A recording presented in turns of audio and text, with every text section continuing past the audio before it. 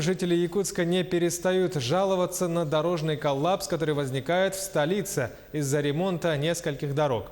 Наиболее сложная обстановка сохраняется на улицах Петра Алексеева и Жарницкого. Наш корреспондент Анастасия Кобызева выслушала все стороны вопроса и узнала, когда в городе, а в итоге завершатся ремонтные работы. Не проехать, не пройти. Капитальный ремонт дорог по улицам Жарницкого и Петра Алексеева доставляет неудобства горожанам. Две параллельные улицы перекрыли одновременно. В результате в транспортной изоляции остался целый жилой квартал. И водители, и пешеходы не могут подъехать к своим домам. Приходится добираться окольными путями.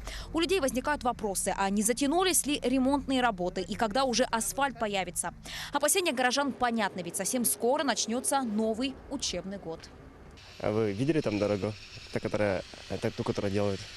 И Жарницкого, та, которая, получается, он там делается сейчас. Ну, как бы совершенно неудобно сейчас на машине проехать, а пешком более-менее нормально.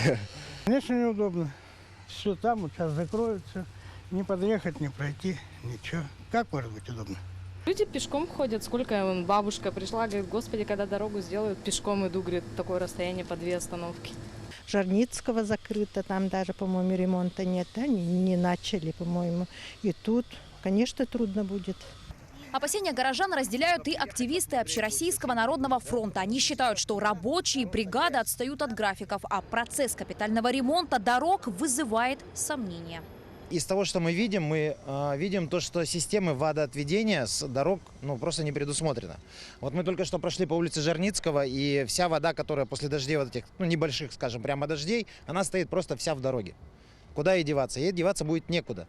По этой причине зимой все это замерзнет, весной все это растает, и с дорогой произойдет то же самое, что и со всеми дорогами происходит. Она просто рассвалится. В мэрии же уверяют, отставания есть, но они не критичны. А мучения горожан совсем скоро закончатся. В сентябре начнут укладку асфальта, сразу после нанесут разметку. В октябре будут устанавливать дорожные знаки. А пока придется потерпеть.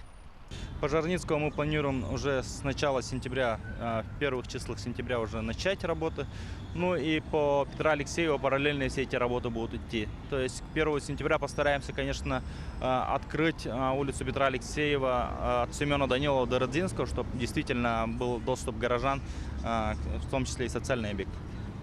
Возникает еще один вопрос. А не помешают ли дожди и первый снег в сентябре работе? Как известно, технология позволяет класть асфальт при показателях осадков до 5 миллиметров. Над этим вопросом задумываются в администрации города, но похоже, что и там не знают, как решить эту дилемму. Сами работы по асфальту занимают не так много времени. Главное, чтобы погода позволила работать. При сильных, обильных осадках, конечно, работать с горячими асфальтобетонными смесями невозможно. Но при этом мы понимаем, что у нас есть сроки. Теперь о качестве. Образцы нового дорожного полотна по улице Петра Алексеева отправили в лабораторию. Там выяснят, соответствует ли асфальт всем требованиям. К слову, жители города готовы ждать и терпеть неудобства. Главное, чтобы дороги были сделаны качественно. Чтобы они прослужили, как и полагается, по нормативу 8 лет. Анастасия Кобызева, Джилстен Иннокентьев, Павел Пахомов, Якутск.